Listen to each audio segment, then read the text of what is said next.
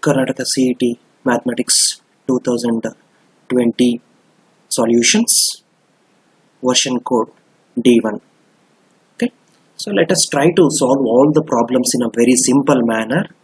So in competitive exams, the time is a very important aspect. So we consider the problems.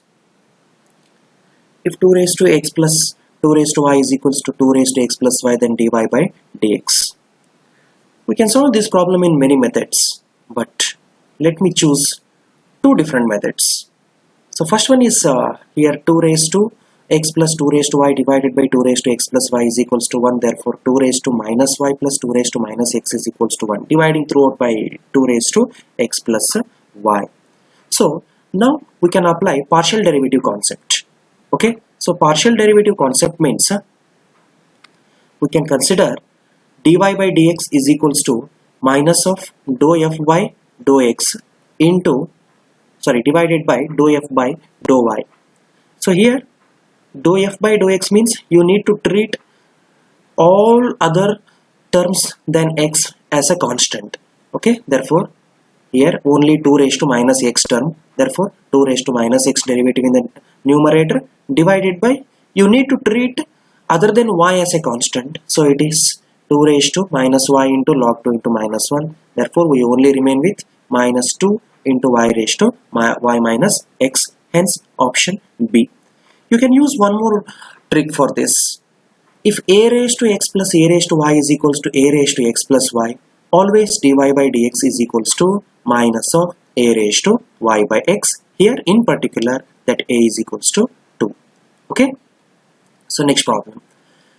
If f of x is equals to sine inverse of x divided by 1 plus x square, then f dash of root 3 is equals to. So here we are asked with f dash of root 3. Sine inverse of 2x divided by 1 plus x square have three different definitions. If it is less than 1 or greater than 1, and in between minus 1 to 1 also. But whenever it is greater than 1, root 3 is definitely greater than 1. Therefore, if the value is x value is greater than 1, then sine inverse of 2x divided by 1 plus x square is pi minus 2 tan inverse of x. Therefore, f dash of x will be minus 2 divided by 1 plus x square. So, f dash of root 3 will be minus 2 divided by 1 plus root 3 whole square, which is minus 1 by 2. Hence, option A. Third question, the right hand and left hand limit of the function f of x is equals to e raised to 1 by x minus 1 divided by e raised to 1 by x plus 1 if x not equals to 0 and 0 if x is equals to 0. This is a wrong question because they have not specified a particular value here. So left hand limit and right hand limit should be mentioned at a particular point. But still if they have mentioned at x is equals to 0, we can solve this. So x is equals to 0 means for right hand limit we can apply L'Hospital rule because it is infinity by infinity form. If you apply x tends to 0 plus, it is infinity by infinity form. So differentiate numerator and denominator separately. That is e raised to 1 by x into minus 1 by x square divided by e raised to 1 by x into minus 1 by x square. Therefore every term will be get cancelled. So is equals to 1. But for left hand limit it will be 1 upon e raised to infinity because e raised to 1 upon x as x tends to 0 means that x will be a negative value. So it is e raised to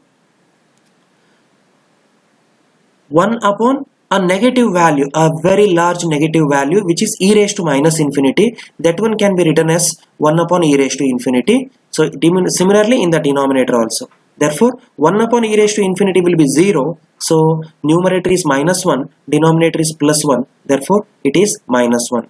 Therefore left hand limit and right hand limit are respectively minus 1 and plus 1. Next one is y is equals to 2 raised to x plus 1, 2 into x raised to n plus 1 plus 3 upon x raised to n, then x square into d square y upon dx square is. So here I have mentioned a traditional method. First of all, I have mentioned a traditional method. You will get x square into y double dash is equals to n into n plus 1 into y. But, so I say whenever you get some n in between differentiation or integration, if you substitute some values for that n, the problem will be very easier. So here also let me substitute n is equals to 1.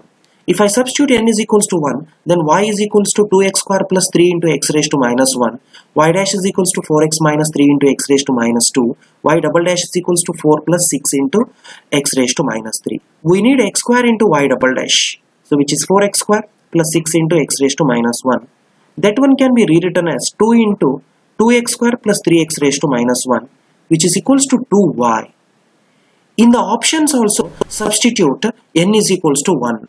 So if you substitute n is equals to 1, option B will be 1 into 2 into y, which is 2y. Therefore, that will be the correct answer. So question number 5. If the curves 2x is equals to y square and 2xy is equals to k intersect perpendicularly, then the value of k square. Okay. So now we differentiate both curves to get m1 and m2. Okay, because dy by dx will be m1, slope of the tangent. So first of all, this is 2 into 1 is equals to 2y into y dash. Therefore, y dash will be 1 upon y. Let us choose this value as m1.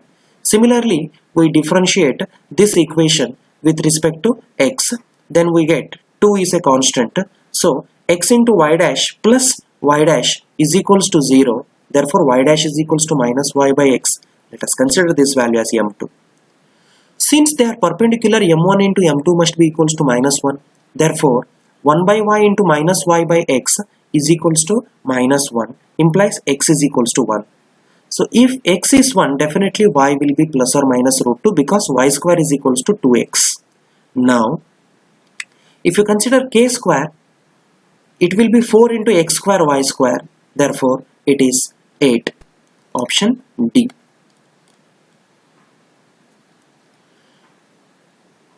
If x into e whole raised to y is equals to e raised to x, then dy by dx is equals to. So this is a logarithmic differentiation problem. Let us apply log on both sides. So if you apply log on both sides, then by properties of logarithm, this is y into log of x plus log of e. Log of e will be 1. On right hand side also it is x into log e. So log e is 1. Therefore we only remain with the x. Okay. Therefore y is equals to x divided by 1 plus log x. If you differentiate this using u by v rule, then immediately you will get the answer as log x divided by 1 plus log x the whole square. Therefore, it is option A. So next question, question number 7. If the side of a cube is increased by 5%, then the surface area of a cube is increased by. Okay. Surface area of a cube is s is equals to 6x square. Therefore, ds by dx is equals to 12x. Now, delta x is equals to ds by dx into delta x by approximation concept. But here we can write 12x into 5% of x. So, it will be 60% of x square. But in terms of surface area, that 60% can be considered. Surface area is 6x square. Therefore, it is 10% of its surface area. Okay, so option A.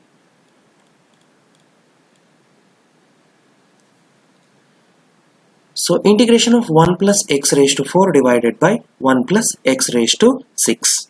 For this problem, 1 plus x raised to 6 is 1 plus x square raised to whole raised to 3. 1 plus x square raised to 3 is equals to 1 plus x square into 1 minus x square plus x raised to 4. That is a cube plus b cube formula. That will be very useful. Okay.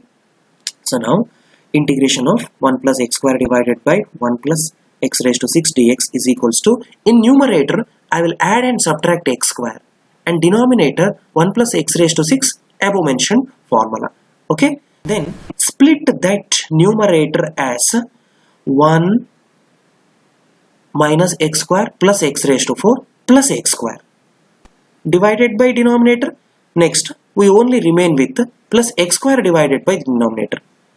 Therefore, for that x square, multiply and divide by 3 to get it in the form of 1 plus x cube the whole square.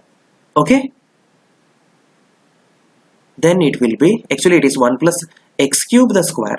1 plus x cube the square it will be.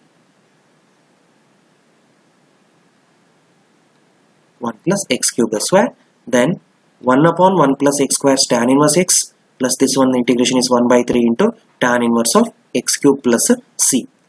For this problem, even by differentiating the options also, you will get the answer, because integration is inverse process of differentiation. Therefore, differentiate this option B. Differentiate option B. Definitely, you will get 1 plus x raised to 4 divided by 1 plus x raised to 6. But here also, you need to use 1 plus x raised to 6 is equals to 1 plus x square into 1 minus x square plus x raised to 4. The maximum value of log of x to the base e divided by x. This is a standard problem. Better to remember this value 1 by e. Better to remember this. Otherwise, you can differentiate this. So here, log x divided by x can be considered as log x into 1 by x. Log x into 1 by x. Because u into v rule will be much easier than u divided by v rule. Okay? Then differentiate it and equate f dash of x is equals to 0. You will get the point. Then after getting the point, you can get that particular value as 1 by e. So next one, integration of e raised to 2 sin x into sin 2x dx. Here also, as I said, integration is inverse process of differentiation. You go through differentiating the options. So if you differentiate option A, definitely that will give you e raised to 2 sin x into sin 2x. Therefore, that will be the correct option. Otherwise, integration by parts, by writing e raised to x sin 2x as e raised to sin x into 2 sin x into cos x, you can apply integration by parts also. By applying integration by parts also, we get the answer as option A. Option A will be correct. Question number 11.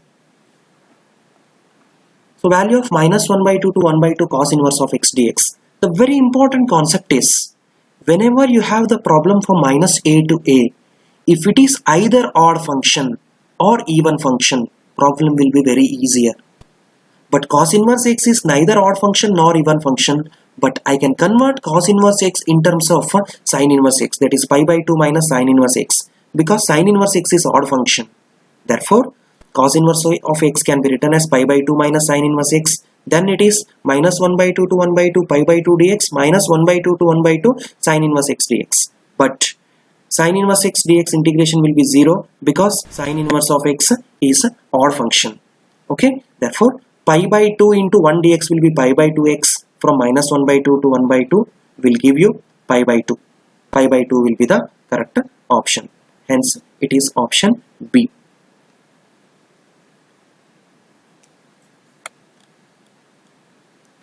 So next problem. This is a problem on integration by partial fraction. But no need to consider integration for these kinds of problems. You have a very beautiful shortcut. That is, to find x minus 1, to find a, that is log of x minus 1 coefficient. To find a, just leave this x minus 1 term and equate it to 0. X minus 1 will be 0 if x is equals to 1. Therefore, take this term out and substitute x is equals to 1 in the remaining term. Similarly, to find the value of b, take x minus 2 and equate it to 0, that is x is equals to 2. And leave this x minus 2 term and in remaining term apply x is equals to 2. And to get the coefficient of this term c, take this x minus 3 out and put it to 0, that is x is equals to 3, equate it to 0, x is equals to 3 and apply x is equals to 3 in the remaining term. Therefore, we get the constants as 2, minus 7 and 5. Okay, so option D. Question number 13. The value of 0 to 1 log of 1 plus x divided by 1 plus x square dx. So x is equals to tan theta is a substitution, then dx is equals to secant square theta d theta, and limit will also change from 0 to pi by 4. So given integral can be written as 0 to pi by 4 log of 1 plus tan theta d theta. You should remember this value as pi by 8 log 2. Okay, so in definite integral properties we have 3-4 important results, that is 0 to pi by 2 sin x dx, sin 2x dx, and 1 plus sin x dx. These standard problems should be remembered, and then immediately you can write the answer as pi by 8 log 2. So if you don't remember this, then you can apply this 0 to a f of x dx is equals to 0 to a f of a minus x dx, and you can solve this to get pi by 8 log 2, option D. Question number 14. So here we have a shortcut. Area between y square is equals to 4ax and y is equals to mx is given by 8a square divided by 3m cube. Here, comparing this result, y square is equals to 8x, 4a is equals to 8, therefore a is equals to 2, and m is also is equals to 2. Therefore, area will be 8 into 2 raised to 2 divided by 3 into 2 raised to 3. Therefore, is equals to 4 by 3, option B. Next one, minus pi by 2 to pi by 2 cos x divided by 1 plus e raised to x dx. So let us consider I is equals to this value and take it as equation 1. Then by the property a to b f of x dx is equals to a to b f of a plus b minus x dx. You can write minus pi by 2 plus pi by 2 is 0. Therefore, you can replace every x by minus x. Then you will get equation 2. If you add equation 1 and 2, both the denominator will be 1 plus e raised to x. Therefore, in numerator we remain with only cos x. So minus pi by 2 to pi by 2 cos x dx will be sin x from minus pi by 2 to pi by 2. Therefore, which is equals to 2i is equals to 2. Hence, I is equals to 1. Or you have one more shortcut for this. So, integration from minus a to a f of x dx is equals to 1 by 2, sorry, minus 8, it's not minus a to a to b f of x dx is equals to 1 by 2 into integration from a to b f of x plus f of a plus b minus x dx. Using that concept also, I can solve this. Question number 16. The order of the differential equation. Here the important concept is order of the differential equation will be equals to number of arbitrary constants present in the solution curve. But here immediately by looking at this, we should not write there are 4 arbitrary constants. It should be in its a simplified form. Okay, so in its simplified form we have only one arbitrary constant. Therefore, this answer will be option A. Next one, question number 17. So here we can solve this question number 17 by two different procedures. One is linear differential equation procedure. Another one is this x square into dy minus y into. So we have derivative of x square as 2x dx. I'm not mentioning with respect to anything. Only derivative of x square. If you consider derivative of x square, it will be 2x dx. Okay, now right hand side will be x raised to 4 cos x dx as it is. Now shift this x square into x raised to 4 into left hand side, then it will be x square the whole square. So numerator is x square dy minus y into d of x square divided by x raised to 2 the whole square, which is nothing but d of y divided by x square. U by v form is equals to right hand side is d of sin x, derivative of sin x. I'm not mentioning with respect to anything, that's why I'm writing dx here. So d of sin x. Now if you integrate both sides, then it is y divided by x square is equals to sin x plus c. Therefore y is equals to x square sin x plus c x square, which is option A. Even by linear differential equation method also you can solve this particular problem. Next, question number 18. The area of the region bounded by this. Usually we go for integration, but application of integration problem hardly needs integration. So here also I will apply a shortcut. You can clearly see if you apply integration, then you need to consider modulus for this because area lying below x-axis also. Therefore, I will not go for integration. I am observing two triangles here, triangle ABC and triangle CDE. Required area will be the sum of these two triangles. Okay, but you should not consider the sides as minus sign because area will be always positive. Now clearly this AB is the distance of y coordinate, therefore it is 3. AB is 3 and AC here it is 1. From O to C it is 1 by 2, therefore it is 3 by 2. And CD is also 1 by 2 and DE is 1. It is actually minus 1, but for triangle's area it may be considered as plus 1. Therefore total area will be, so area of the triangle is half base into height. Already we have base and height, therefore if you simplify this, finally you will get 5 by 2, hence option C. Next two vectors I cap, j cap, k cap and I cap plus 3j cap plus 5k cap represents two sides AB and AC. Here I have considered AB and AC. Our intention is to find AD, distance AD.